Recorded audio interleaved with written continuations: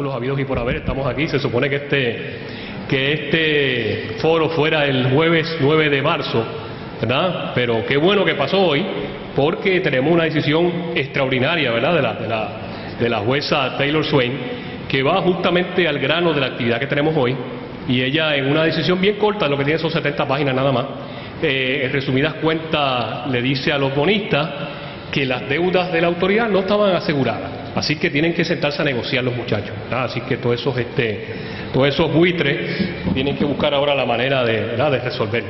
Así que nada, vamos a empezar la actividad haciendo un pequeño recuento, ¿verdad?, de todo lo que ha sido el neoliberalismo, ¿verdad?, y cómo los dos partidos principales de Puerto Rico han tenido hasta cierto punto una responsabilidad vicaria en este asunto. Así que les presento sin mucha dilación al doctor Ramón Nenadich, quien posee un doctorado en estudios latinoamericanos de la Universidad Nacional Autónoma de México, maestría en Historia de América Latina de la misma institución, y bachillerato de aquí del colegio en 1970, es decir, es colegial también. Es profesor jubilado de la Universidad de Puerto Rico, recinto Río Piedra. Trabajó también en hoy es UPR Aguadilla, en aquel momento era Cora, del 85 al 90. Ha sido asesor de varias organizaciones comunitarias, donde tiene una experiencia de más de 50 años. Entre estas está la Asociación de Residentes de Piñones, la Organización de Agricultores del Barrio Espino en San Lorenzo, la comunidad Villa Sin Miedo en Canóvana, que tiene una historia fascinante, la comunidad Jajome Bajo en Calley y muchas otras. Actualmente es presidente del Gobierno Provisional del Estado Nacional Soberano de Boriquén, un gobierno que trabaja diariamente por la libertad y la restauración de la soberanía nacional boricua. Ha publicado varios libros sobre diversos temas de interés, obviamente, histórico, social y político, así como decenas de artículos en revistas, libros profesionales y periódicos. Entre estos, Visión Indígena 1 y 2, Pequeño Manual de Resistencia Civil Pacífica, Recuerdos del Comité para la Defensa de Humberto Pagán, que se presentó aquí el semestre pasado. Asimismo, ha sido editor en jefe de los libros Free Puerto Rico and the Puerto Ricans under International Law and Manual, para la defensa legal y la construcción de un movimiento de resistencia civil pacífica en Puerto Rico bajo el derecho internacional, del reconocido jurista Francis Bell. Fue editor del periódico Boriquén en la revista La Torre del Viejo y la revista Jornada. Es editor actualmente de la publicación oficial de ENSB, Venceremos. Con ustedes, Ramón Nenadich.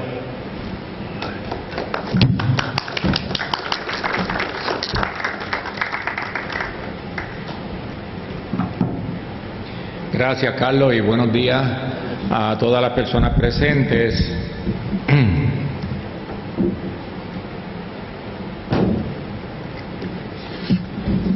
El título de la ponencia es Neoliberalismo, privatización y la derechización del PPD y el PNP. Bien, antes que nada, yo quiero hacer un reconocimiento muy especial a mi ex estudiante Carlos Hernández. Fue estudiante mío en Cora. ¿Ok? No le voy a decir cuántos años, pero fue uno de mis estudiantes más brillantes y hoy es profesor aquí con ustedes. ¿Está bien?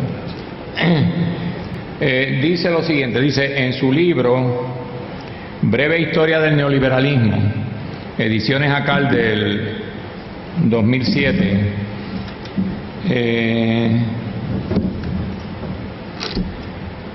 David Harvey dice lo siguiente, cito: el neoliberalismo es ante todo una teoría de prácticas político-económicas que afirma que la mejor manera de promover el bienestar del ser humano consiste en no restringir el libre desarrollo de las capacidades y de las libertades empresariales del individuo dentro de un marco institucional caracterizado por derechos de propiedad privada fuertes, mercados libres y libertad de comercio. El papel del Estado es crear y preservar el marco institucional apropiado para el desarrollo de estas prácticas. Por ejemplo, tiene que garantizar la calidad y la integridad del dinero. Igualmente, debe disponer las funciones y estructuras militares, defensivas, policiales y legales que son necesarias para asegurar los derechos de propiedad privada y garantizar, en caso necesario, mediante el uso de la fuerza, el correcto funcionamiento de los mercados. Eso que dice ahí se ve muy abstracto, pero es la realidad que nosotros estamos viviendo hoy día desde hace más o menos unas 4 décadas atrás, cuando comenzó a implantarse esta ideología neoliberal desarrollada por lo que se llamaron los Chicago Boys, es decir, un grupo de economistas de la Escuela de Economía de la Universidad de Chicago, en Illinois.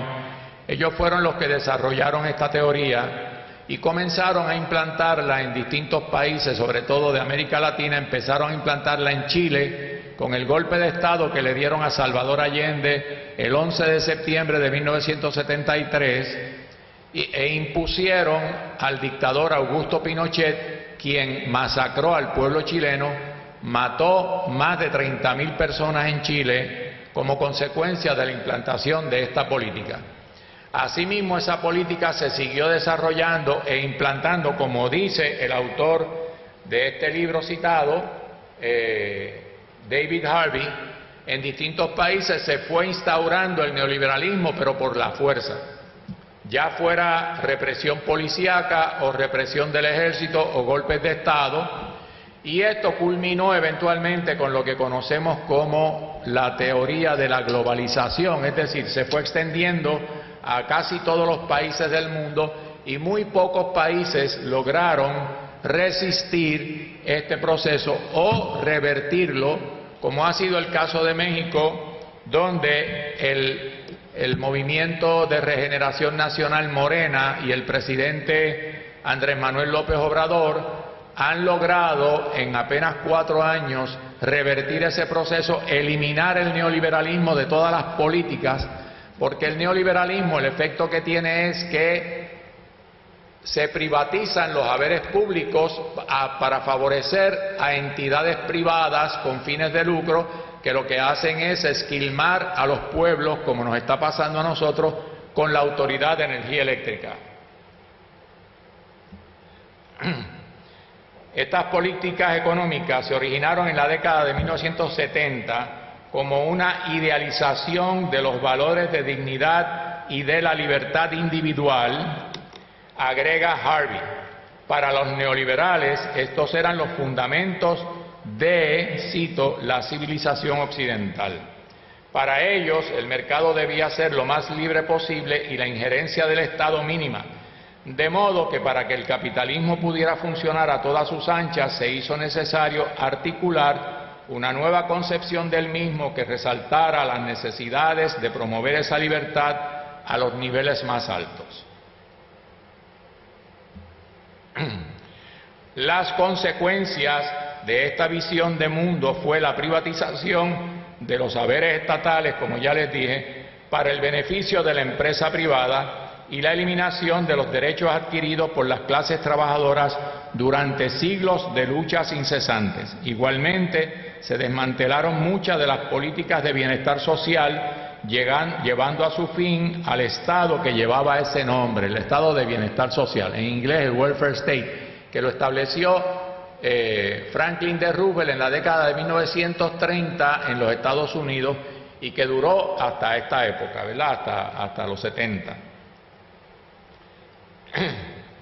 Este proceso de afianzamiento de los intereses de la clase empresarial y financiera condujo a lo que se conoce como la globalización, que ya les expuse, la cual se apoderó en pocos años de casi todos los gobiernos del mundo, sumiendo de esta manera a millones de seres humanos en la más abyecta pobreza.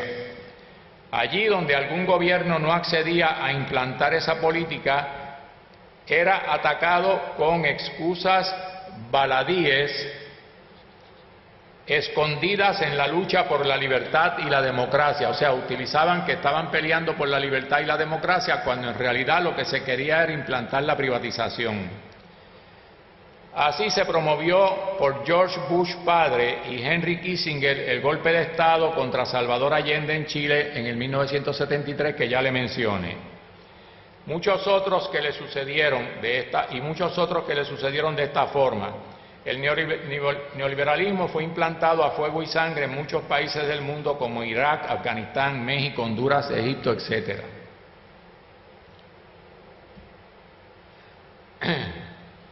Esta es la primera llamada por teléfono celular que hizo Rafael Hernández Colón cuando era gobernador el 26 de agosto de 1986. Fue cuando empezaron a llegar las primeras empresas de teléfonos celulares. El gobernador Rafael Hernández Colón, junto a Pedro Galarza, presidente de la Puerto Rico Telephone Company, hoy Claro, realiza la primera llamada telefónica celular en Puerto Rico. Fíjense, en esa época. Ahí fue que se comenzó a privatizar la telefónica. Es decir, se eliminó la Puerto Rico Telephone Company, que era una compañía del pueblo, nuestra, ¿verdad?, que nos beneficiaba a nosotros, y entonces empezaron a partir esa compañía en varios pedazos, y ahí empezaron a llegar todas estas compañías de telefonía privada, celular, que hoy pagamos precios, cantidades exorbitantes por el uso de esos teléfonos, ¿verdad? Mientras que antes, por el uso que teníamos de los teléfonos en las casas, pues uno pagaba 12, 15 dólares mensuales por el uso de esos teléfonos. El neoliberalismo en Borinquen, Telefónica, una de las primeras víctimas. La huelga de la Telefónica en julio de 1998. Déjenme poner esto un poquito más pequeño. Ahí. 7 de julio. Esta es una fotografía que corrió el mundo, donde la policía le entró a macanazo a ese obrero que está en el piso, ¿ok? Le rajó la cabeza, la sangre corrió por la calle, no solo a él, sino a decenas de trabajadores bajo el gobierno de Pedro Rosselló, y esa es una compañera de lucha de él que, ¿verdad?, está socorriéndolo. Esa fue una de las huelgas más grandes donde nuestro pueblo apoyó a la compañía, a la Telefónica de Puerto Rico, pero como le dije anteriormente, el neoliberalismo se impuso con sangre y fuego. No hubo un referendo del pueblo para ver si el pueblo lo aceptaba. Eso fue a golpe y porrazo. Y así se impuso el neoliberalismo que nosotros padecemos hoy.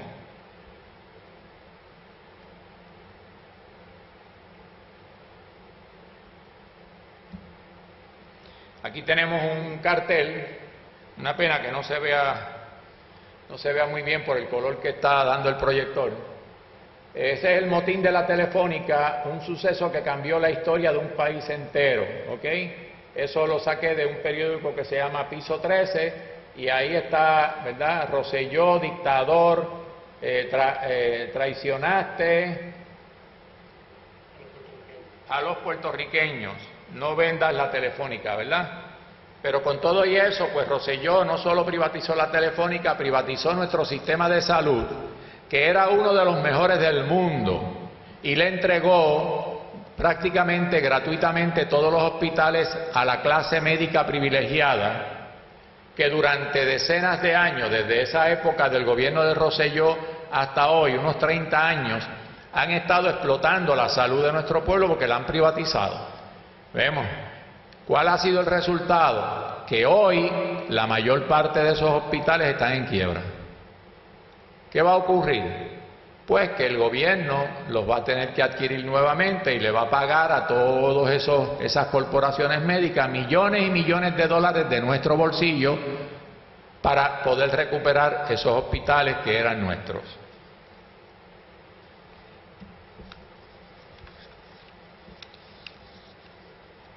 Ok. Pedro Rosselló y Sila Calderón, los mayores privatizadores. Ola de privatizaciones arropa a Puerto Rico 1998 al presente. Ahí están las privatizaciones, yo se las voy a leer porque no se ve bien.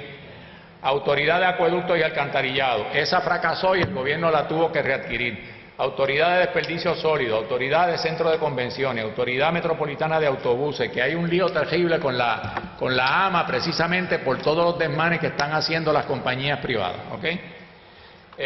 La Telefónica, los hospitales públicos, la Autoridad de Energía Eléctrica y muchas dependencias más que han sido privatizadas también. Ya se me está acabando el tiempo. Los gobernantes neoliberales que hemos tenido y por los que tal vez ustedes no, pero los padres de ustedes, los abuelos de ustedes han votado y han sostenido este sistema durante décadas. Rafael Hernández Colón del PPD, Pedro Rosselló del PNP, Sila Calderón del PPD, Aníbal Acevedo Vilá del PPD, Luis Fortuño del PNP, Alejandro García Padilla del PPD, Ricardo Rosselló del PNP, Wanda Vázquez del PNP y Pedro Pierluisi del PNP. Fíjense, todos ellos han apoyado esas políticas de privatización. Desde la década de 1980 hasta el presente, tanto el Partido Popular Democrático así como el Partido Nuevo Progresista han asumido políticas derechistas a favor de los ricos. Eduardo Batia fue uno, ustedes conocen a Batia, ¿verdad? Fue senador por el Partido Popular y fue uno de los mayores auspiciadores de la privatización de la Autoridad de Energía Eléctrica.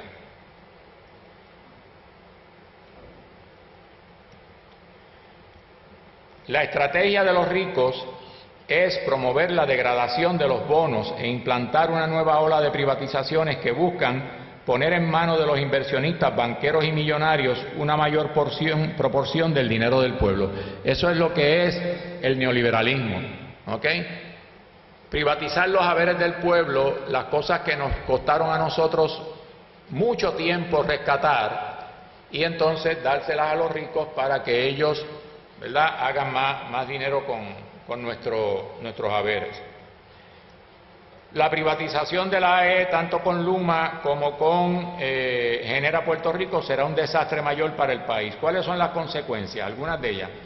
Aumento del desempleo y eliminación del estado de bienestar, eliminación de los derechos laborales y ciudadanos, emigración masiva de elementos humanos productivos, corrupción a granel en el gobierno y el sector privado. Eso lo estamos viendo en televisión hoy día, ¿verdad? 5 minutos. Ok. Pérdida de confianza del pueblo en los partidos políticos y gobiernos, enajenación de amplios sectores del país de los asuntos esenciales, que es lo que le pasa a la mayor parte de la gente en este país, está enajenada de todo lo que está ocurriendo, de todos estos problemas, especialmente gran parte de la juventud, ¿ok? Aumento de la pobreza, la criminalidad, la violencia y la ingobernabilidad. Toda esa violencia que nosotros estamos viendo en las calles nuestras, que están matando gente todos los días, es producto precisamente de la implantación de ese modelo de privatización en nuestro país. Pero, como estábamos hablando nosotros hace un rato, a casi nadie le importa eso. Le importa cuando le matan a un familiar, como el muchachito ese, el nene que mataron en Cataño, ¿verdad? En ese incidente desafortunado. Entonces la gente se conduele, ay, qué pena, pero las gangas siguen gobernando este país. Concentración de la riqueza social en una minoría de ricos explotadores. Eso es el producto de esto. La quiebra de la AEE y la reestructuración de la deuda traerá por lo menos los siguientes resultados. De eso ellos van a hablar más, que saben más que yo. Aumento desmedido en el precio de la energía eléctrica y quiebra de muchos negocios. Porque si aumenta la energía eléctrica, muchos negocios tienen que cerrar porque no pueden pagar esos aumentos que vienen, ¿verdad? Elevación desproporcionada en el costo de vida y precariedad económica en la familia. Ya eso está pasando. Endeudamiento de las generaciones venideras, es decir, de ustedes, de los jóvenes que están aquí, ¿verdad? Que ustedes se creen que no le va a pasar nada, que están durmiendo el sueño de los justos, pero ya verán.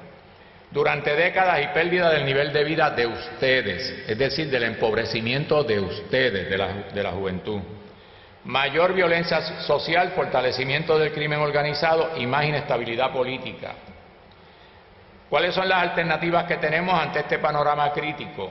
Número 1, no apoyar a los partidos políticos que nos han llevado a esta situación, ya que ellos son los responsables de la quiebra del país y de la AEE. Rechazar las políticas neoliberales de privatización y exigir la devolución de las empresas gubernamentales privatizadas. Comenzar a organizar un movimiento de pueblo para detener el aumento a la luz mediante la integración de los comerciantes, industriales y amplios sectores de la sociedad civil, incluyendo a los estudiantes. Promover un proyecto político de transformación profunda de nuestra realidad colonial. ¿Qué proponemos hacer? Finalmente, crear el movimiento para detener el aumento a la luz. organizar comités de lucha en todas las universidades, comunidades, sindicatos, comercios, pueblos, etcétera, conseguir apoyo financiero de los sectores empresariales, profesionales y el pueblo en general, iniciar un proceso de convocatorias, movilizaciones y protestas masivas, como está pasando en Francia hoy, que nos conduzcan a detener el aumento y las privatizaciones. Fíjense ustedes que para los efectos de la televisión en este país, las protestas de Francia, donde hay millones de personas en las calles protestando contra el gobierno de Emmanuel Macron, no aparecen en la prensa, no aparecen en la televisión, no existen. Y lo que quiere Macron es aumentarle 2 años nada más a la edad de jubilación de los trabajadores en Francia. Por 2 años el pueblo francés está tirado a la calle y están a punto de tumbar el gobierno de Macron. Y aquí la Autoridad de Energía Eléctrica acaba de anunciar que no tiene dinero para pagar las pensiones a partir de abril a los pensionados, le van a quitar las pensiones. En eso ustedes pueden abundar más. Y todo el mundo calladito, me veo más bonito. ¿Ok? Si no protestamos, no vamos a resolver estos problemas y sobre todo ustedes los jóvenes van a tener que pagar las consecuencias. Gracias y buenos días.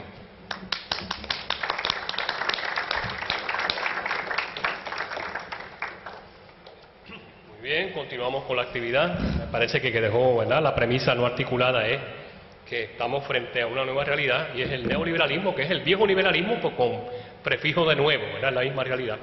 Así que nos toca a nosotros, y como ustedes han podido notar, compañeros, pasó de la protesta a la propuesta.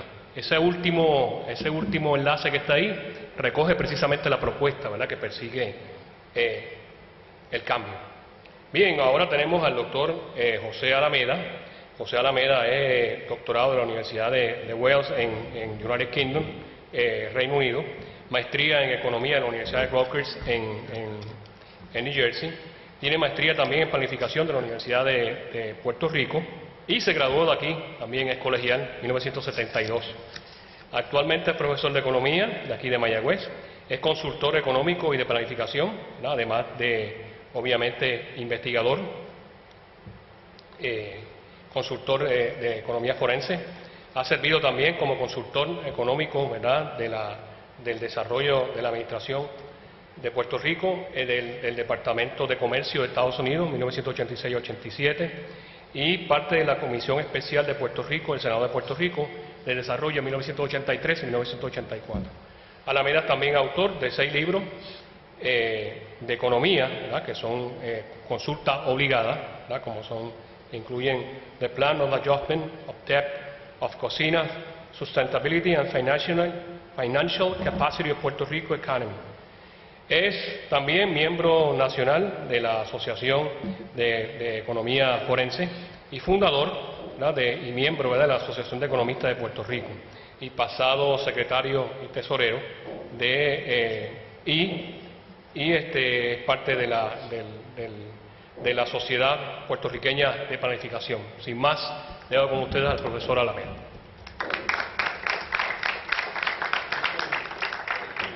Bueno, buenas tardes, buenos días a todos. ¿Qué es lo que quiero hacer fundamentalmente? Miren, nuestra presentación se basa sobre la reestructuración de la deuda de la Autoridad de Energía Eléctrica. ¿Qué significa eso? Bueno, la autoridad, como ustedes saben, la Autoridad de Energía Eléctrica quebró. En el caso particular, bajo una quiebra, hay una ley, si usted se va a quiebra, hay una ley federal, porque no hay una ley puertorriqueña de quiebra, y entonces lo que hace esa ley es proteger a usted, que se fue a quiebra. Se supone que la ley nuestra, la ley de promesa, tiene un título 3 que se llama, que sea una ley que proteja a nosotros los que estamos en quiebra. En este caso, que proteja a la Autoridad de Energía Eléctrica. Bueno, pero aquí hay una Junta de Supervisión Fiscal que es parte de promesa, que intenta, obviamente, más parece que está protegiendo a los bonistas, más que a nosotros, los consumidores. Como yo digo por ahí, cuando hago las conferencias, nosotros estamos trabajando, lamentablemente, con un enemigo y un traidor. El enemigo es la Junta y el traidor es el gobierno de Puerto Rico, porque el gobierno debería defender la posición nuestra como consumidores. Eso es lo que precisamente no está pasando. Entonces ya ha habido 3 intentos de reestructuración de la deuda que tiene la autoridad. ¿Cuánto es la deuda? 9.000 millones aproximadamente, unos 8.000 millones en deuda de largo plazo y unos 1.000 millones en deuda de corto plazo. ¿Eso hay que pagarlo? Pues no, porque nos fuimos a quiebra, no tenemos chavo para pagarlo. La pregunta entonces, aquí es que viene entonces la promesa que dice vamos a cortar esa deuda de manera tal que no paguemos los 9.000 millones, sino que están hablando de unos más o menos la mitad, aproximadamente 5.300 millones. Dice ahí 3.500, pero es al revés, 5.300. Es que el día ese me levanté con la dislexia esa, lo puse al revés, ¿ves? Sorry. Pero el problema aquí es, ya vemos, tenemos 3 intentos, 3 strikes, para seguir el clásico del béisbol. Ya tenemos 3 strikes. Esta vez la jueza ayer hizo una interpretación y le dijo a los bonistas, mire bonistas, la deuda suya no es asegurada. No asegurada significa que no tiene el derecho a cobrar y se le va a pagar si hay chavos. Recuerde que los bonistas de la autoridad firmaron cuando fueron a comprar esos bonos, firmaron un agreement, trust agreement, que dice que primero se paga a los empleados, se paga a los suplidores, se paga las pensiones y luego si sobra chavo te toca a ti. ¿Ves? Los bonistas han dicho, no, a mí primero. Pues claro, hay que señalar una cosa, de esos 9.000 millones que yo le dije que se debe, aproximadamente la mitad ya han sido comprados por lo que llaman fondos buitres, que el nombre real es fondo de cobertura.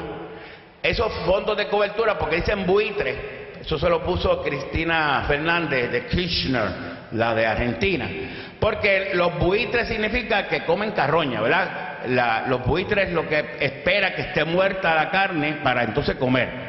Eso significa que los bonistas de esta naturaleza lo que hacen es que degradan el bono de manera tal que el que tiene el bono que le costó $1 ahora vale 30 chavos, 20 chavos, y dice que yo voy a hacer con esta porquería, con este papel, y viene Herrera aquí, el amigo, y dice te lo compro. Ah, pues toma, dame la peseta antes de seguir perdiendo.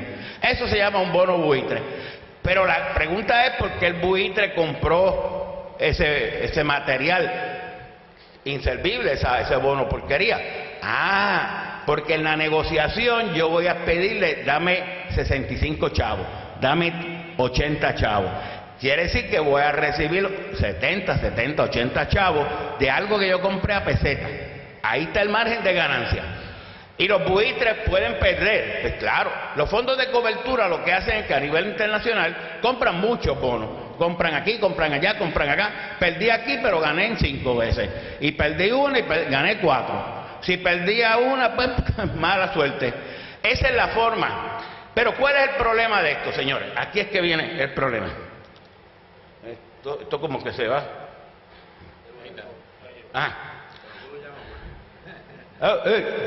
¿Cómo se llama? ¿Cuál es el problema?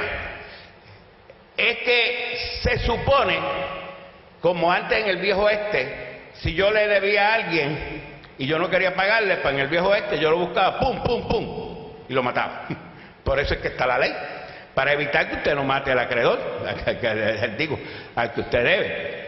Segundo, usted no le va a dar una pela al que le debe.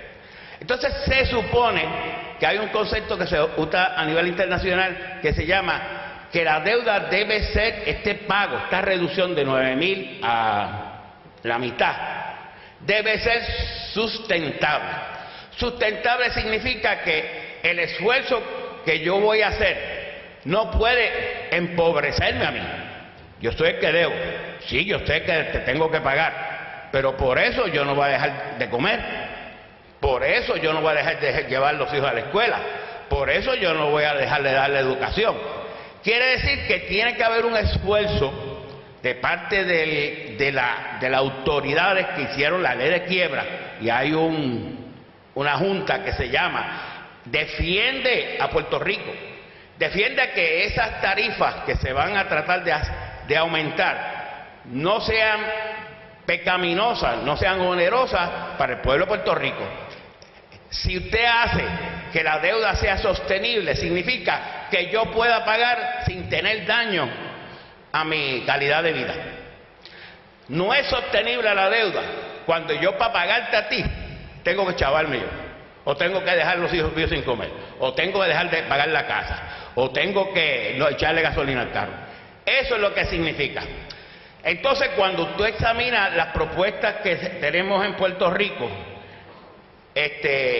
la propuesta que tenemos en Puerto Rico es: aumenta la luz, aumenta la tarifa. Y ese es el problema, porque cuando uno hace las ecuaciones económicas que nosotros los economistas hacemos con los modelos que llamamos econométricos, nos damos cuenta de que la economía de Puerto Rico va a tener daño. Y yo quería ir ya directamente a la tesis fundamental. En Puerto Rico, mire, todas esas son las emisiones de deuda de la autoridad. Yo fui una por una en esas emisiones. Aproximadamente pues la autoridad comenzó a tener problemas entre el 2006 y el 2010. Específicamente en el 2011 ya los balance sheet de la autoridad reflejaban insolvencia. Eso viene obviamente del 2007, 2008, 2009, 2010. Pero mire, en el 2006 la Administración de Acevedo Vilá, que estaba hablando muy bien aquí, Ramón Nenadich, emitieron sobre 1.000 millones. En el 2007, 2.500 millones en deuda. En el 2008, 700 millones. Fortuño en el 2009 no emitió, porque entró ahí. Y en el 2010 emitió 2.700 millones. Entre Aníbal Acevedo Vilá y Fortuño, en esas dos administraciones, emitieron bonos sobre 7.683 millones. Casi 8.000 millones. Eso significa el 64%, 63-64% de todas las emisiones de bonos de la autoridad se hicieron en esas dos administraciones, precisamente en el momento en que la autoridad estaba en una situación crítica, como lo señalan sus estados de situación. Ahora, aquí hay dos responsables. Uno, los que trataban de vender los bonos. Dos, los que asesoraron a los bonistas diciéndole, porque había asesores que cobraban por eso. Cobra, nene, cobra, muchacho, compra los bonos esos que están chuchi, tan chéveres. Buste, la autoridad estaba quebrada o a punto de. Y ahí es que está el problema, porque también tiene responsabilidades ese underwriter, como se llama, ¿verdad? El que apoya, asesora. Y ser responsable los bonistas mismos que compraron esos bonos. Porque como yo le digo a la gente, usted quiere dinero, pues vaya al Banco Popular y pídele $1 millón de pesos prestado. A ver si el Banco Popular te lo va a prestar. Y dice, ¿qué tú tienes? Pues yo tengo un carro ahí, un Toyota de 60 trastalado. Y más nada, pues, con eso no vaya a pedir $1 millón, ¿verdad? ¿Qué quiere decir eso? Que aquí hay una serie de cadenas de responsabilidad. La importancia de eso, precisamente, es lo que yo tuve en un comité que se llama el Comité de Auditoría de la Deuda, que era la intención cuando estaba el gobernador García Padilla, y que hicieron esa, claro, García, hay que recordar, García Padilla lo hizo con las muelas atrás, no quería tampoco, fue un esfuerzo de la gente, para tratar de auditar esa deuda, decir, no, aquí no hay que pagar. Y fíjese entonces que ya la jueza, después de mucho tiempo, oye, llevamos como 7 años en esa cantaleta, planes, derogan los planes, llevamos 3 planes de deuda, o intentos de deuda, pero ¿cómo terminan siempre estos planes? ¿Quién es el que paga esa cantidad a los bonistas? Aunque baje de 9.000 a la mitad, a 5.300, sería a través de una nueva emisión de bonos que tendría que pagarla finalmente. ¿Quién? todos ustedes, y yo también, y este también, la luz la vamos a pagar todo. Y entonces yo hago unos cómputos que aquí es que viene, y voy a tratar de abreviar esto. La llegada de Luma y de Genera a Puerto Rico son llegadas innecesarias. Son una forma de privatización de administración, porque el estilo de privatización en este caso no es vender el equipo, no es vender la autoridad, el ownership, no lo venden. Es que te los dan para que tú lo administres. Pero tú das para administrar algo cuando tú estás mal administrando. Pero adivine qué, la autoridad, a pesar de la quiebra, tiene el capital humano para administrar correctamente la Autoridad de Energía Eléctrica. Por eso es que yo llamo que la Luma y Genera son innecesarias. Primero, porque solo beneficia a estas empresas. Segundo, porque estas empresas no traen un centavo, oigan esto, un centavo de capital. Si la autoridad está en quiebra y necesita capital, ellos no traen un centavo. No sé si Agustín va a decir que en los contratos de ellos tienen alguna cláusula que dice vamos a traer tanto de capital. Ni un centavo, nada, cero. Entonces lo que vienen es a buscar, no a traer. Entonces así yo no quiero partner. No proponen ni juegan ningún papel en sacar a la autoridad de la quiebra. Ni Luma, ni Genera, no juegan ningún papel, son neutros.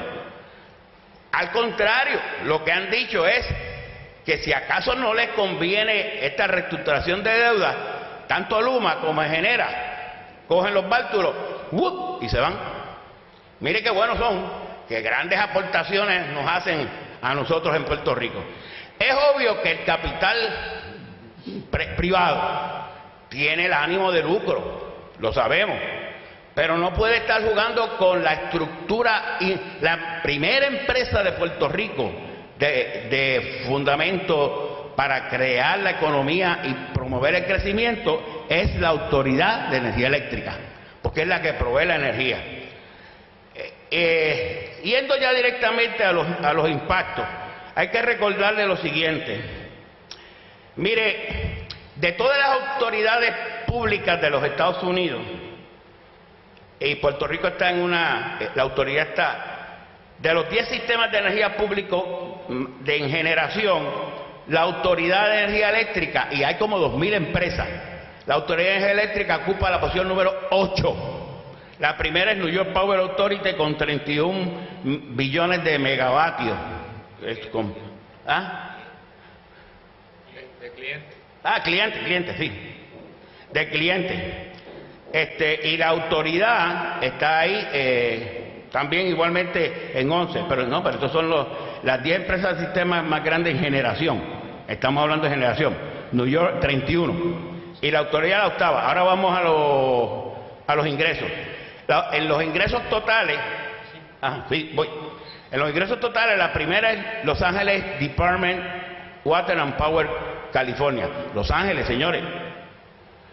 Long Island, la segunda. Tercera, Salt River Project en Arizona. Y cuarta, la Autoridad de Energía Eléctrica.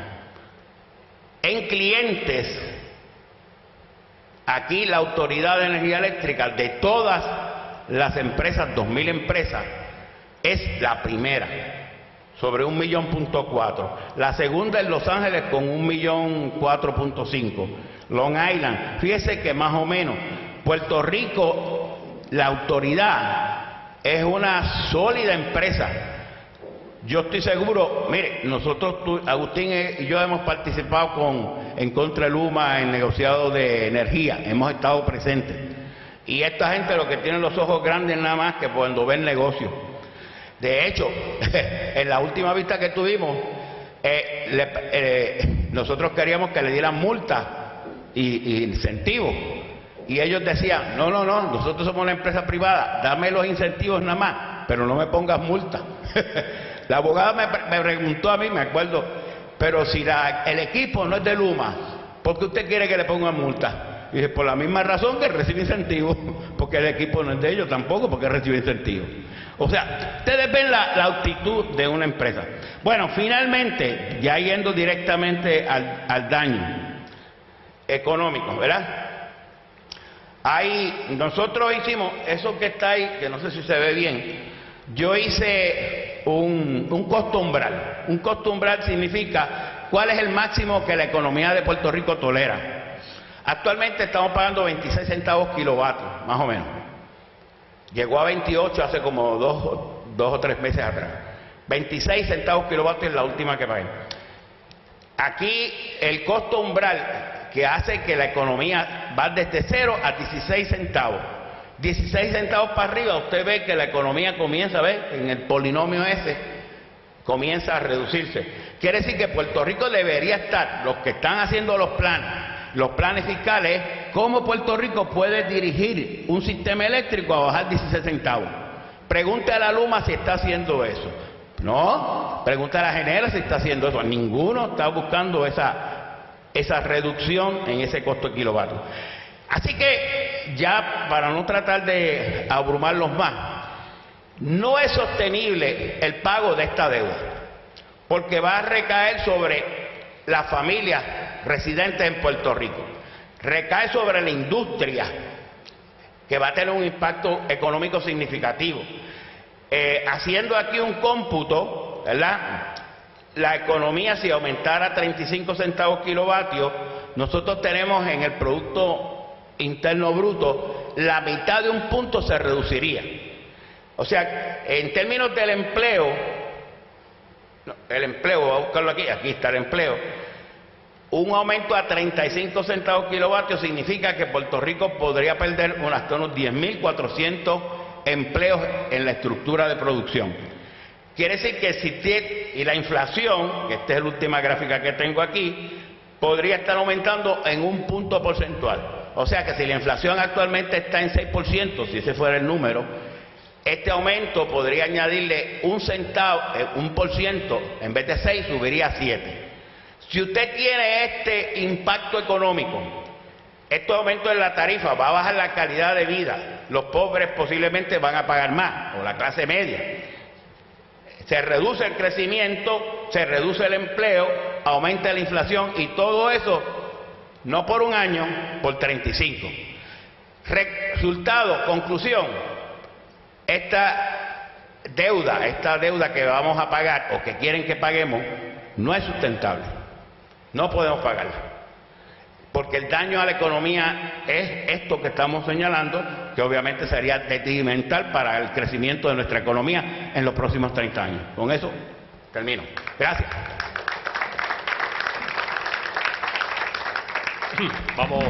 Vamos avanzando, ¿verdad? Nos queda poco tiempo, así que, pero el mensaje está escrito en la pared, ¿verdad?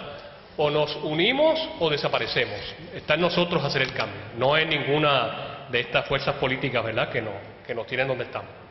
Bueno, ahora tenemos a Agustín Irizarry Rivera, profesor de aquí de Mayagüez, del colegio, también es colegial, estudió en el recinto, es ingeniero, ¿verdad?, licenciado, posee un bachillerato de aquí de la Universidad de Puerto Rico en Mayagüez, maestría de la Universidad de Michigan, Ann Arbor, y un doctorado de Iowa State University, y tomó una serie de cursos, ¿verdad?, en la Universidad de Almería sobre los sistemas solares. Así que estamos frente a un experto que puede dar, evidentemente, soluciones a nuestros problemas con un sol que sale todos los días y es gratuito.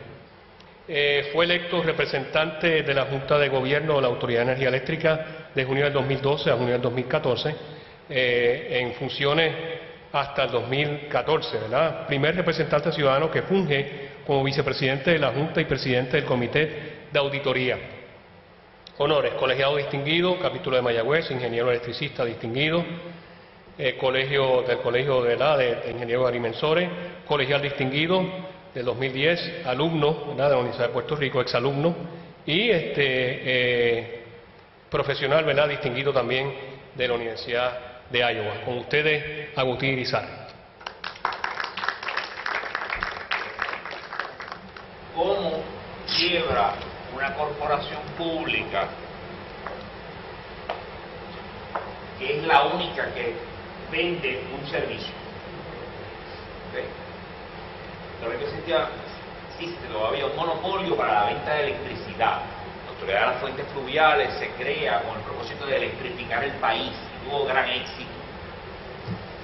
La Autoridad de Fuentes Fluviales pasa a la Autoridad de Energía Eléctrica y ahí no se le da un cambio a la misión de la corporación pública. En Puerto Rico se escogió modernizar el país a través de corporaciones públicas. A través de corporaciones públicas. La primera corporación pública fue la Universidad de Puerto Rico. ¿Okay? La segunda fue la Autoridad de Energía Eléctrica. En aquel entonces la Autoridad de Fuentes Fluviales. La Autoridad de Fuentes Fluviales tenía como misión electrificar el país y tuvo gran éxito.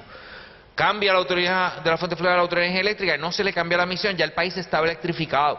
¿Okay? Y entra entonces en una etapa de deficiencia por intervención político-partidista. Entonces le voy a enseñar una serie de gráficas, los colores están terribles, pero quiero que ustedes tengan una idea aquí de los números. En la Autoridad de Energía Eléctrica se dejó de revisar la tarifa. La tarifa eléctrica es lo que tú cobras por la electricidad, ¿verdad? La última revisión tarifaria se hizo en el 89, ¿okay? Un año después que yo me gradué de bachillerato. Esta gráfica va del 93 al 2011, porque son los datos que tenía disponibles cuando yo era parte de la Junta de Gobierno de la Autoridad de Energía Eléctrica, y te muestran, las gráficas son los gastos operacionales de la Autoridad de Energía Eléctrica. Mira cómo se levanta el ajuste por combustible, es el más temido de los costos, ¿verdad? El costo de la energía, el costo por el aumento en el combustible. Este era el costo por aumento de combustible en el 93. La curva verde, esa es la tarifa básica. Eso es lo que en cada kilovatio hora que tú pagas una cantidad que es para pagar los salarios, las tuercas, echarle gasolina a los camiones, cambiar los equipos cuando se dañan, ¿verdad? Y de ahí se paga también la deuda de lo que se recupera de la tarifa básica. ¿Bien? Entonces tú tienes que ajustar la tarifa básica para poder cubrir tus gastos operacionales. ¿Está claro? Lo demás son costos fijos que tú se los pasas al cliente. El costo por comprar el combustible es el ajuste por combustible. El costo de comprarle energía a un privado para después revendértela a ti es el costo por energía. Y esas son las gráficas que están acá abajo. El costo por energía siempre se mantuvo bajo, entonces millones de pesos, ¿verdad? El costo del combustible se dispara y el costo de tarifa básica, según aumentan las ventas, pues se aumenta y se estabiliza. Pero eso es el costo. Ahora vienen los gastos. ¿Ok? Perdón, esta es la facturación. Aquello es lo que te cuesta, lo que tú sacas cada año para pagar. Y esto es lo que tú facturas. Facturar no es lo mismo. Facturar es mandarte una factura. Yo te mando una factura de 10 pesos, tú me das 5, yo te facturé 10, pero yo ingresé 5, ¿está claro? Facturar e ingresar son cosas diferentes. Pues entonces, en la facturación, y esto está separado por costos, lo que va a la tarifa básica, lo que va a ajuste de combustible, lo que va a ajuste de energía. El problema de estos números es que no cuadran con los anteriores porque los municipios no pagaban la electricidad. Y las corporaciones públicas tampoco. En otras palabras, el gobierno no le pagaba a la Autoridad de Energía Eléctrica. Sí presupuestaban. Acueducto presupuestaba una cantidad de dinero para pagar la factura de electricidad, pero no la pagaba. ¿Ok? Los municipios no pagaban, gastaban la luz y no la pagaban. Bien, entonces cuando tú tienes una situación como esa, tienes esa grieta. ¿Okay? Los buitres son los fondos, los argentinos le pusieron ese nombre a los fondos de cobertura, que es el nombre técnico. Los argentinos son muy buenos poniendo nombres. La grieta es esa brecha que cada vez se va abriendo más. Las grietas son finitas. Si uno va al diccionario dice que las grietas son finitas. Esta que nosotros tenemos aquí no es nada de finita. ¿Okay? Esta es la grieta. Esto era la grieta en el 2011. Esa es la diferencia entre los gastos de energía eléctrica y lo que ingresaba la Autoridad de Energía Eléctrica después que lograbas cobrar lo que tú facturabas, lo que te pagaban. Eso es lo que te pagaban y eso es lo que tú estabas gastando. Entonces fíjate cómo el único año que la cosa cuadra es en el 94. En el 94 los gastos y los costos, los ingresos y los costos parean. ¿Por qué? Porque el ajuste fue en el 89-90, se toma un jato organizarse, aquí parea y aquí empieza a separarse. ¿Por qué no se ajusta la tarifa para volver a cuadrarlo? Por intervención político-partidista. Desde Fortaleza ponían al director ejecutivo porque nombraban a la Junta de Gobierno. Vas a poner a este. Este que ponían allí no tenía la capacidad de comunicar, porque Fortaleza lo impedía, que no me da el dinero para cubrir las cosas. Así de sencillo. O sea, tú tienes una panadería que tiene costos del 2011 en ese momento y está vendiendo el pan al precio del 89, porque no puede cambiar el costo de la harina, no puede ajustar el precio, no lo dejan. Entonces, cuando tú acumulas, entonces pasa año tras año, año tras año. Entonces, ¿cómo los muchachos de Fortaleza cuadraban la caja? Emitían deuda. Emitían deuda. Porque es ilegal que tú le cobres a Carlos la electricidad que Agustín no pagó. La electricidad que yo no pagué es mía, yo no la pagué. Carlos no te la puede pagar. Si tú vas a cobrársela a Carlos, Carlos va a decir, no, esa deuda no es mía. Pero no es ilegal, y aquí vienen las trampas. Yo tiro una emisión de deuda y ahora a los que pagamos la luz le subo para cobrarle deuda. Le cobro la deuda, sí le puedo facturar la deuda. Bien, sí le puedo facturar la deuda. Entonces voy cejando, pero llega un punto en que los que no pagan son muchos y se va acumulando y llega un punto en que no puedes, la grieta va creciendo, y ahí llega el momento en que tienes que declarar una quiebra porque no te ingresa suficiente para poder pagar. ¿Ve? A la corporación pública la destruyó la intervención partidista. Ponían a una persona que en lugar de ser un técnico capaz de manejar una empresa, fuese un buen recaudador para el partido. ¿Okay? Yo fui miembro de la Junta de Gobierno de la Autoridad Eléctrica, 2 años estuve allí, 2 años y 4 meses. Y yo allí nunca vi un problema que lo causara realmente una unión, ni un problema que lo causara realmente un consumidor.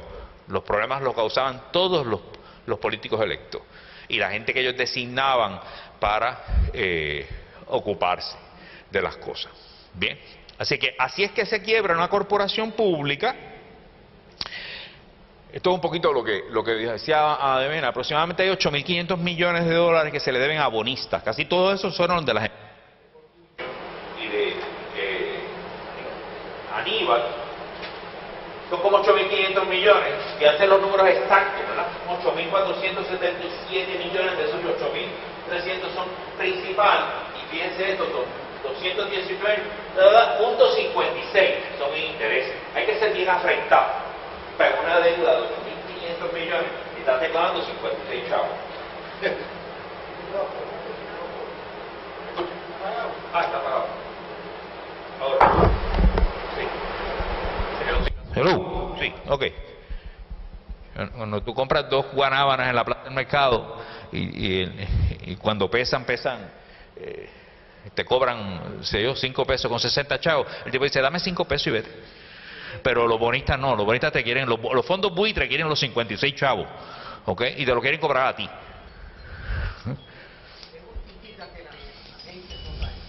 No justifica nada, nada lo justifica. Porque tú presupuestaste para pagar la electricidad. Nada lo justifica. Tiene 200 millones debían la agencia. Todos los años, hasta el ejército no le pagaba la electricidad eléctrica. El ejército de los Estados Unidos, nosotros no tenemos ejército. Entonces,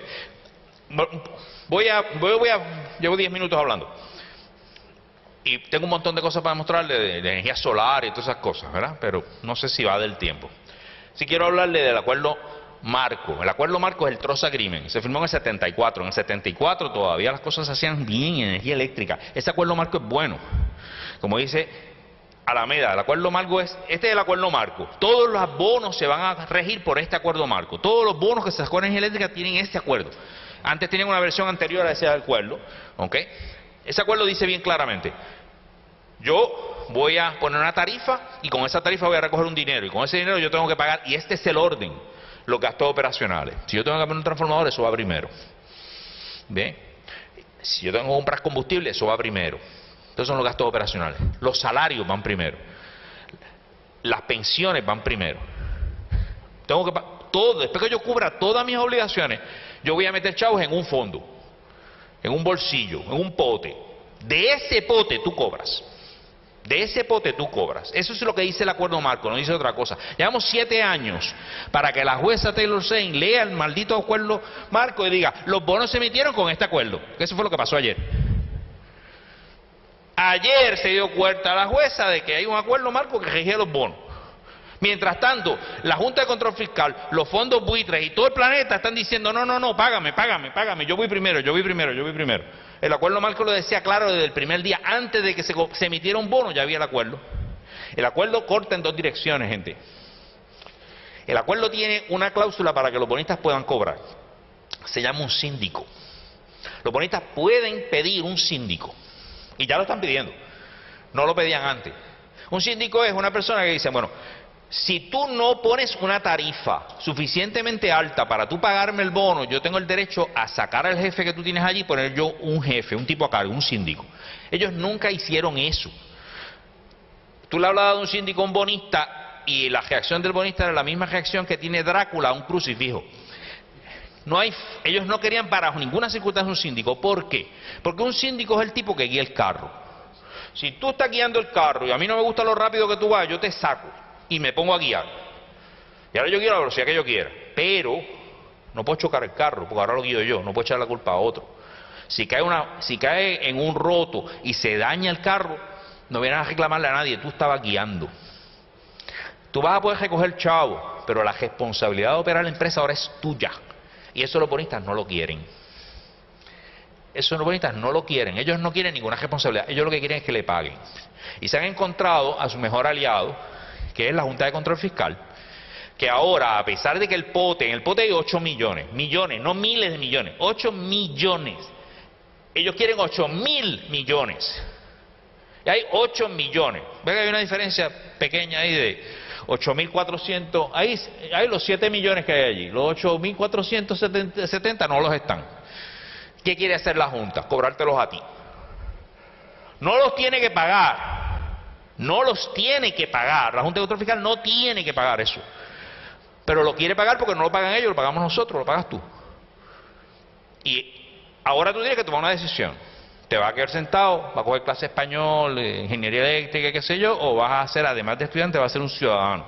Y te vas a quejar. Porque si no, en los próximos 30 años, la deuda va a ser insostenible, como le señaló a Amida. Entonces, después de eso podemos hablar de un montón de cosas. Por ejemplo, Puerto Rico tiene energía solar abundante. Nosotros eso lo confirmamos en el 2008, un estudio que hicimos oficiado por la Administración de Asuntos de Energía, que nadie le hizo caso al estudio. Enrel vino el año pasado y dijo que, nosotros dijimos en ese estudio que el mejor recurso que tiene Puerto Rico es el sol y los techos. Y Enrel hace un año descubrió que hay techos en Puerto Rico y escribió un informe diciendo, y salió hasta la jefa de energía diciendo que en Puerto Rico hay grandes techos y es un gran recurso, ¿no? Hubieran leído el informe de nosotros, que está escrito en inglés, dicho sea de paso, y está en la página del colegio, pues se hubieran enterado antes. ¿Okay? En Puerto Rico tenemos energía abundante para producir energía eléctrica. Entonces, ¿qué pasa?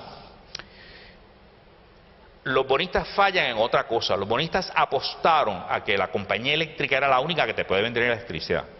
Porque están pensando en la tecnología del siglo XX, que es quemar combustible fósil y un sistema centralizado. Genero aquí, tengo sistema de transmisión y distribución y le llevo la electricidad a tu casa. Y tú no puedes generar propio, porque no existe esa tecnología. Ellos siguieron apostando, cogiendo los bonos. El asesor le decía, sí, compra el bono, eso es buenísimo, eso es bien seguro. Cambió la tecnología. Ahora nosotros podemos producir nuestra propia electricidad con paneles solares en los techos. Y tiene la ventaja adicional en Puerto Rico que cuando llega un huracán, ese panel usualmente no se lo lleva el huracán, si está bien puesto. ¿Okay? Entonces, le cambian 2 cosas a los bonistas, que son fundamentales. No administran bien y no quieren coger el síndico, ¿verdad? Un problema interno de ellos. Y el segundo es que hubo un cambio tecnológico. Ahora nosotros sí podemos producir nuestra propia energía con nuestros propios recursos. Y eso no lo cambia nadie. En Puerto Rico, hoy en día, solicitudes de gente que quiere conectarse a la red eléctrica. Hay 4.000 mensuales que quieren interconectar su sistema solar fotovoltaico con la red eléctrica. 4.000 mensuales. Luma decía hace 2 meses que eran 2.000 mensuales. De momento son 4.000. ¿Okay? Claramente Luma no sabe lo que está pasando. Además, hay una cantidad enorme de gente que tiene sistema solar fotovoltaico y no se conecta a la red. Eso no está en el radar. El gobierno no se ha enterado de que esos existen. Hay otro grupo de gente que pone un sistema solar fotovoltaico, parte de la casa la pone en el sistema solar y parte la deja conectado a la red eléctrica. Esa parte que se salió, nadie está llevando contabilidad de eso. Y hay un grupo de gente que puso un sistema solar fotovoltaico y no lo usa hasta que se le va la luz, ¡pop!, y se mueve. Pero si le subes la electricidad a 30 y pico chavos, ¿tú sabes qué? ¡Pop!, se mueve, porque ya tiene el sistema solar montado. El gobierno anda por un lado, los bonistas hacen planes con unos datos y el país va por otro. Los ciudadanos estamos haciendo otra cosa, ¿okay? Y no hay marcha atrás, porque aquí hubo un huracán que se llama María y la gente sabe lo que pasa cuando se va la electricidad. ¿De acuerdo? Así que aquí hay mucha información técnica. Yo con mucho gusto en otro momento vengo y le hablo de todas estas cosas. Le hablo de lecciones aprendidas, le hablo de un estudio de solar integrado distribuido que hicimos en Puerto Rico que demuestra que nosotros podemos producir el 75% de la energía que se consume en todo el país con sistemas solares fotovoltaicos pequeños en techos y estacionamientos si mantenemos la red eléctrica. Porque el que vive en un condominio no tiene sitio para ponerlo. ¿Okay? Y en los hospitales la carga es muy grande. Hay que generar en las casas y meterlo en la red para que le llegue a los hospitales. No es magia, es tecnología. Y la tecnología tiene limitaciones. De noche se produce 0 energía solar fotovoltaica. Yo se lo garantizo. Yo soy un perito en eso. De noche no hay sol. ¿Okay? Entonces, hay todo un estudio con toda la cosa. Hicimos un estudio. Esta es la parte quizá más interesante del estudio. Ni Luma, ni la Autoridad Eléctrica, ni prácticamente nadie hace análisis de generación en el sistema de distribución. Siempre es en plantas fósiles, centralizadas. Nosotros hicimos un estudio que posiblemente es único, probablemente en el planeta. Nosotros pusimos la generación distribuida y modelamos de las 1097 líneas de distribución que tiene Puerto Rico, modelamos 912 líneas, el 89% de las líneas las modelamos. ¿Okay?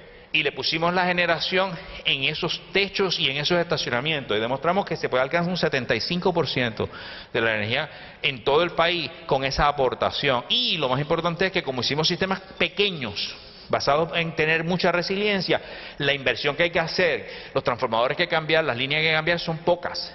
La cantidad de inversión es pequeña en comparación a lo que podemos hacer. Podemos dedicarle como 1.000 millones para ayudar a la red y le podemos dedicar unos 8.000 millones a inversión en los sistemas solares con el dinero de FEMA, porque FEMA no se opone a ese plan. El gobierno de Puerto Rico no lo quiere aceptar. ¿Ve? El enemigo, como señala Alameda. Pero sí se puede hacer, es factible. Las herramientas que usamos son las mismas herramientas que se usan para hacer análisis cuando se hace, por ejemplo, el plan integrado de recursos que se presenta al negociado de energía. Así que estas son mis conclusiones. Tengo un minuto para contar todo el sistema solar fotovoltaico en techos y en estacionamiento. Es una solución factible, nos ayuda mucho con la resiliencia. Como ya le dije, cuando viene un huracán, tú tienes algo de energía en tu casa. Podemos acabar con las inversiones en gas natural y el retiro de generación fósil y podemos llegar a ese escenario de 75% de energía renovable en el país a menor costo que el plan que tiene el gobierno, que tiene Luma, que tiene la Autoridad Eléctrica Vieja, ¿okay? Si tú miras el contrato de Luma, por ejemplo, el contrato de Luma describe perfectamente una compañía eléctrica buena en el siglo pasado. Si ellos lo hicieran todo bien, que no lo están haciendo, Luma podría convertirse en la Autoridad de las Fuentes Fluviales. Te lo voy a repetir. Si Luma hiciera perfectamente lo que dice su contrato, perfectamente, que no lo está haciendo, llegaríamos a tener otra autoridad de las fuentes fluviales, pero sería a través de Luma. Nosotros no queremos una compañía eléctrica del siglo XX, nosotros queremos una compañía eléctrica del siglo XXI, nosotros queremos un sistema eléctrico del siglo XXI. Ustedes, yo estoy casi seguro que no quieren entregar el celular para que le den un teléfono de eso de vuelta, tú sabes, de disco, porque de eso es lo que estamos hablando. Bien, así que se me acabó el tiempo. Estoy dispuesto a contestar preguntas si ustedes me hacen preguntas y gracias por venir a hablar con nosotros. Excelente. Excelente, excelente. Vamos a ver si se escucha o no. Les voy a pasar el micrófono a los que quieran hacer preguntas, por favor, no queremos discursos, ¿verdad? Preguntas puntuales. Y yo empezaría con esa transformación que dice el compañero Agustín con el colegio. El colegio tenemos aquí en Área Blanca que se puede hacer un sistema, ¿verdad? Fotovoltaico, y en los techos también de los edificios. Compañero. Si de alguna manera iniciamos un plan, un proyecto encaminado a generar la totalidad de la energía eléctrica por medios renovables, lo cual es nuestro deber,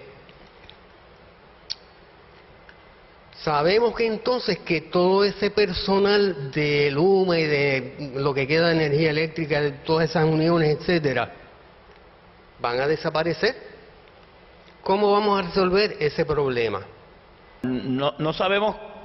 Yo no creo que desaparezcan, lo que serían movibles todos esos recursos que tenemos, ingenieros, técnicos, y se mueven hacia esa gestión. De hecho, yo conozco mucha gente de Lautier, porque yo fui asesor de Lautier, y muchos de ellos están ahora trabajando como conserjes, que es una pérdida de la productividad de ellos, significa 20, 25 años. Celadores, sí, celadores de línea, que son importantes, y ellos se estarían moviendo, o sea, no creo que es porque fundamentalmente yo creo que todavía el sistema eléctrico se necesita, aún teniendo energías renovables. La mayor pérdida cuando tú haces una privatización, aunque la hagas por la cocina, como la hizo el gobierno de Puerto Rico, que le pasa el contrato a Luma y que Luma haga lo que le dé la gana, y a Genera y que haga lo que le dé la gana, es la pérdida del capital humano. O sea, transformador, uno compra transformadores, línea eléctrica, compra línea eléctrica. Ese cuento de que las líneas de nosotros son viejas y qué sé yo, bueno, quizás hay un poste que está viejo, pero lo más importante es la servidumbre, por donde coge la línea. Ese tejeno es lo más importante, el resto tú lo cambias.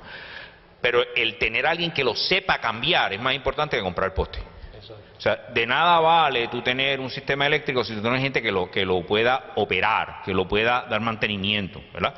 Eso no lo enseñamos aquí en la universidad. Aquí hay un montón que cogen clase conmigo, hay uno por ahí por lo menos. Yo no le enseño a treparse un poste. Ese es el trabajo de un técnico, de un celador, que es un trabajo que yo no lo haría. Uno, porque nunca me han entrenado para eso. Otro, es un trabajo bien fuerte, bien duro. ¿Ves? Por eso estoy para ser profesor. ¿Ves? Para ser celador. El trabajo,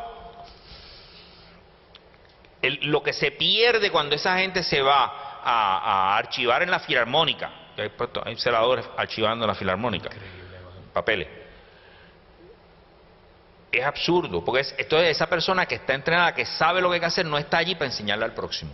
Exactamente. Ese es la mayor pérdida, cuando se va el que puede enseñarle al próximo.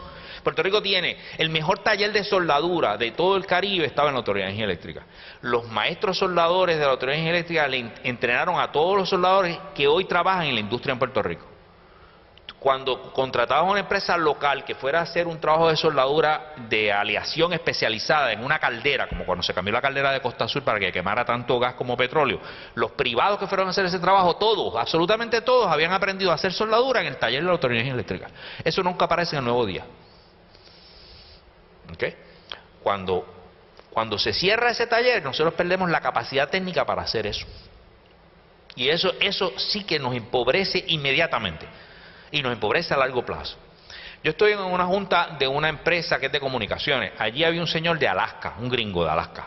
Y él una vez se le mostró unas jaulas que se habían hecho para guardar unos servidores. Y él está impresionado con las jaulas, unas jaulas de aluminio bien hechas, bonitas. Una foto fue lo que él vio. Y digo, ¿y ese trabajo dónde lo mandaron a hacer? Y digo, ¿dónde lo mandaron a hacer? Eso lo hicimos aquí en Puerto Rico. Y él dijo, eso en Alaska no lo podemos hacer. Se lo voy a repetir.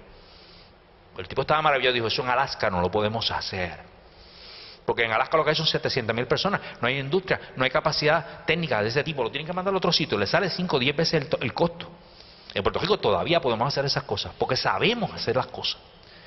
Y cuando se pierde, cuando se privatiza y botas a los empleados, los mueves, tú pierdes esa capacidad técnica. Y eso es, para reconstruirlo toma décadas, porque nosotros no montamos la autoridad eléctrica de un día para otro. Okay. y cuando la desmantelan nos niegan esa capacidad técnica y la vamos a tener que, ustedes la van a tener que montar de nuevo, porque después que la desmantelen. Eso es lo que se pierde. Yo quería agregar un aspecto que se ha pasado por desapercibido, y es el problema de que, aunque yo no lo mencioné tampoco en mi ponencia, pero esto que está describiendo Agustín y lo que habló José Israel, se debe a una situación muy puntual. Se llama corrupción. Exacto. Todo eso que está pasando, eso que él está describiendo, el contrato de Luma, el contrato de Genera, todas esas privatizaciones que hicieron todos esos gobiernos que yo señalé anteriormente, es debido a la corrupción. Y eso lo estamos viendo en la televisión todos los días, en las noticias, con el caso del alcalde de Guaynabo, que lo acaban de sacar culpable. Todo eso es lo que está pasando hace décadas en el gobierno de nuestro país. Vemos, aquí se estima que a través de la corrupción gubernamental se pierden más de $1.000 millones anuales debido a la corrupción gubernamental. Pero el país no hace nada, el país no hace nada, y sobre todo la juventud no hace nada. Entonces yo, ¿verdad?, respetuosamente le digo que si ustedes quieren comenzar a detener eso, hay que organizarse, hay que unirse, hay que juntarse. Tenemos que reunirnos fuera de este ámbito académico para ver cómo nosotros comenzamos a organizar un movimiento que pueda generar esa conciencia. ¿Ok? Miren, hace ya como 30 años, posiblemente 20 y pico de años, yo estuve en una visita en Ciales, por allá, por las montañas de Ciales. Fui a visitar unos amigos. Y esos amigos me llevaron a donde un vecino. Era un ingeniero. Y ese ingeniero detrás de la casa tenía una quebrada con una corriente de agua. Y él nos llevó, no estoy diciendo cosas ilusas, él nos llevó para que viéramos la planta que él había montado en su casa con energía hidráulica.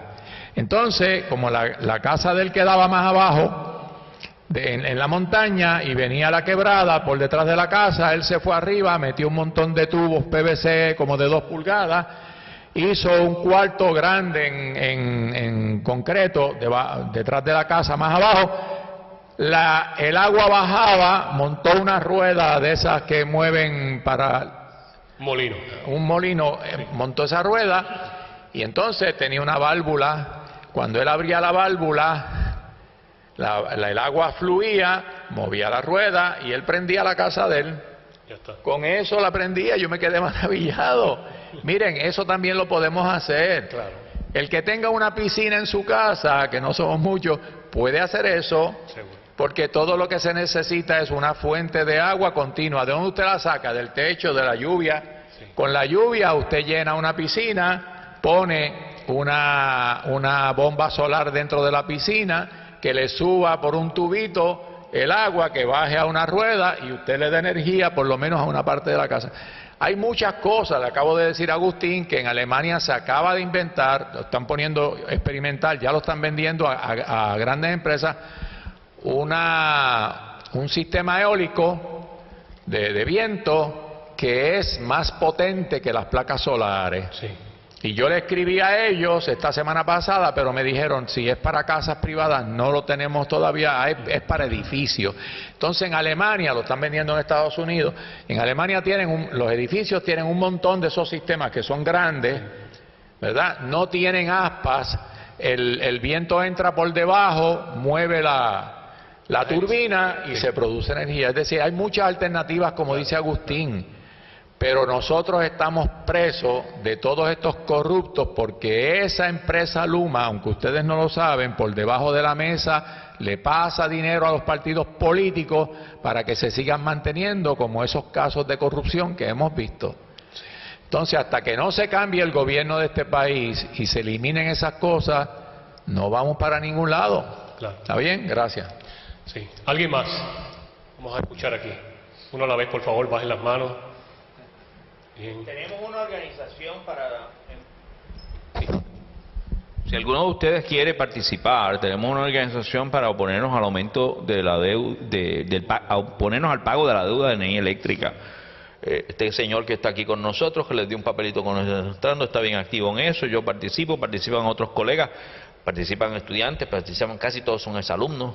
Así que si alguno de ustedes se ha motivado y quiere participar, converse con nosotros, que tenemos maneras de presentar nuestras oposiciones y presentar nuestras propuestas. Eso es fundamental, no se puede pasar, hay que pasar de la protesta a la propuesta. Y esto es muy interesante lo que estamos haciendo, ¿verdad? Pero lamentablemente si nos quedamos aquí se queda esto en la biblioteca. No, esto hay que transformarlo, hay que salir afuera. De lo contrario, pues seguimos en lo mismo, ¿verdad? Tenemos órganos intelectuales, como dice Jay Fonseca. Si podemos generar 75% de la energía eléctrica por medios renovables, ¿qué pasa con el otro 25%? O sea, ¿cómo podemos utilizar energías renovables con el propósito de generar el restante 25%? El 75% es usando la tecnología solar fotovoltaica en techos y estacionamientos y almacenamiento. Responsablemente paramos en 75 porque con la tecnología que tenemos hoy, el estudio se hizo hace 2 años, ¿verdad? Tú no le ocasionas ningún daño a la red eléctrica llegando al 75%. Después del 75% tienes que crear una cartera. Sí. La cartera traes energía eólica, traes energía del mar, traes otras alternativas, ¿bien?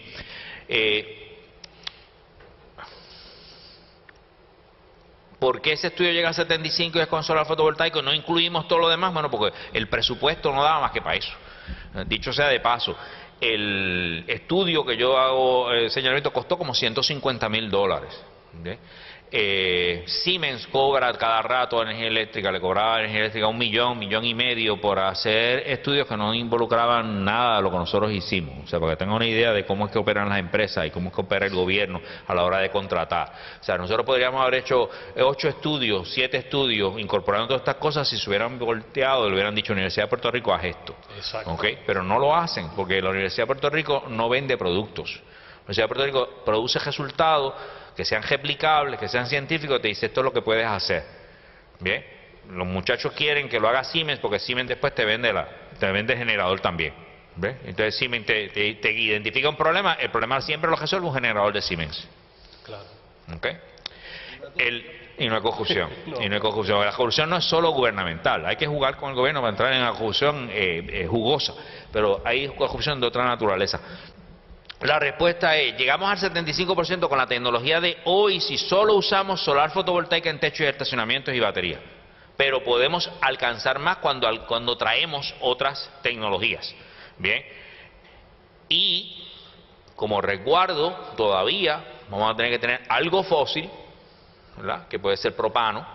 Nosotros usamos aquí, en Puerto Rico hay una empresa de importar propano, nosotros no producimos propano, que está en manos puertorriqueñas y son muy hábiles en la parte, una cosa que se llama Combined Heat and Power, que es que tú usas quemas el propano, produces electricidad, pero también usas el calor, ¿okay? El exceso de calor, entonces hace que las eficiencias aumenten significativamente. O sea que hay si hacemos una cartera, bien, si hacemos una cartera, podemos acercarnos significativamente al 100% muy pronto. Okay. Y la tecnología está cambiando. O sea, en 5 o 10 años es posible que el tipo de inversor que todavía no estaba disponible hace 2 ya esté disponible y entonces no sea 75, posiblemente sea un 90 o 95, solo con solar en los techos. Claro. Solo con solar en los techos. ¿Okay? Y escogemos solar en techo porque es la que más resiliencia da. O sea, si tú tienes paneles solares en tu casa y viene un huracán, casi todos los paneles solares que estaban instalados en casas bien instalados sobrevivieron al huracán María. Los que se destruyeron fueron los paneles que estaban en fincas. ¿Okay? Así que se queda la infraestructura necesaria para que tú produzcas tu electricidad en lo que se restablece la red. Por eso es que preferimos esa alternativa y enfocamos los recursos en ese estudio en lugar de traer las otras cosas. Pues si yo lo pongo en el mar, todavía tengo que pasarlo por la red para traerlo acá. Claro, así, es más costoso. Así que hay otras cantidad de producción de energía, pero en ese estudio lo que nosotros buscábamos era que hubiese resiliencia. Queríamos tener un millón de hogares resilientes en Puerto Rico, para que no hubiera muertes después como un huracán como María. Por eso el foco es el solar. Muy bien. Bueno, pues damos por terminado tenemos clase, ya creo que nos pasamos 9 minutos, así que muchas gracias por estar aquí, un placer, encantado.